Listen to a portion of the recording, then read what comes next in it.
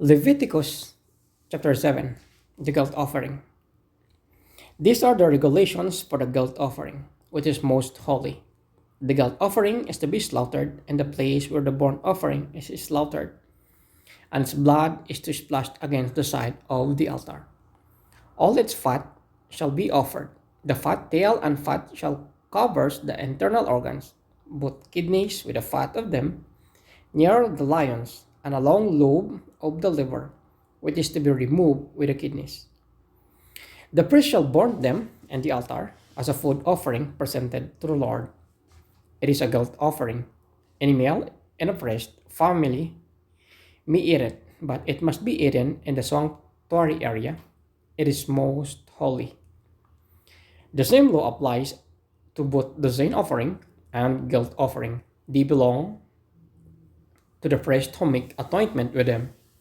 The priest who offered the burnt offering for anyone may keep its hide for himself. Every grain offering, baked in oven and cooked in a pan or on a griddle belongs to the priest who offers it. And every grain offering, whether mixed with olive oil or dry, belongs equally to all the sons of Aaron. The fellowship offering. These are the regulations for the fellowship offering anyone may present to the Lord. If they offer it as an expression of thankfulness, then along with this thank offering, they are to offer thick loaves made without yeast and with olive oil mixed in. Thin loaves made without yeast and broached with oil, and thick loaves of fine flour well kneaded and with oil mixed in. Along with their fellowship offering of thanksgiving, they are to present an offering with thick loaves of bread made with yeast. They are to bring one of each kind as an offering, a contribution to the Lord. It belongs to the priest who splashes the blood of the fellowship offering against the altar. The meat of their fellowship offering of thanksgiving must be eaten on the day it is offered. They must leave none of it till morning. If, however, their offering is the result of a vow or is a free-will offering, the sacrifice shall be eaten on the day they offer it. But anything left over may be eaten on the next day. Any meat of the sacrifice left over till the third day must be burned up. If any meat of the fellowship offering is eaten on the third day, the one who offered it will not be accepted. It will not be reckoned for the credit, for it is become impure. The person who eats any of it will be held responsible. Meat that touches anything ceremonially unclean must not be eaten. It must be burned up. As for other meat, anyone ceremonially clean may eat it. But if anyone who is unclean eats any meat of the fellowship offering belongs to the Lord, they must be cut off from their people. Anyone who touches something unclean, whether human uncleanliness or an unclean animal or any unclean creature that moves along the ground, and then eats any of the meat of the fellowship offering belongs to the Lord, must be cut off from their people.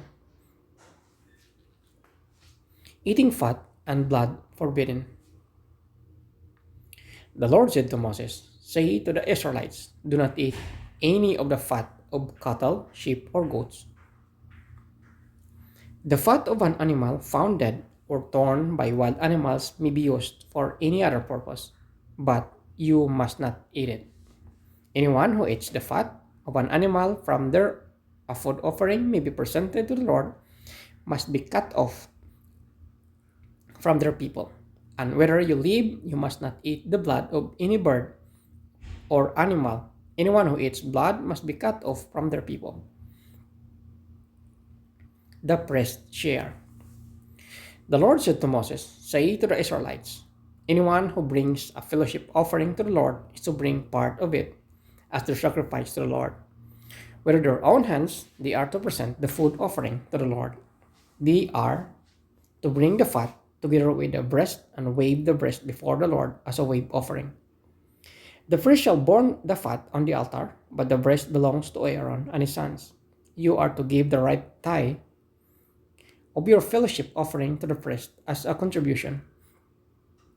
The son of Aaron who offers the blood and the fat of the fellowship offering shall have the right tithe as his share from the fellowship offering of the Israelites.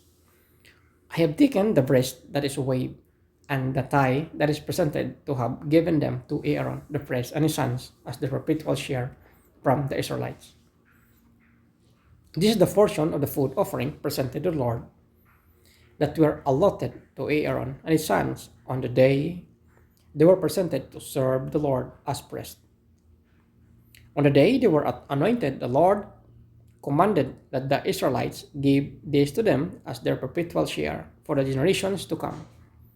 These then are the regulations for the burnt offering, the grain offering, the sin offering, the guilt offering, the ordination offering, and the fellowship offering, which the Lord gave Moses at Mount Sinai in the desert of Sinai on the day he commanded the Israelites to bring their offering to the Lord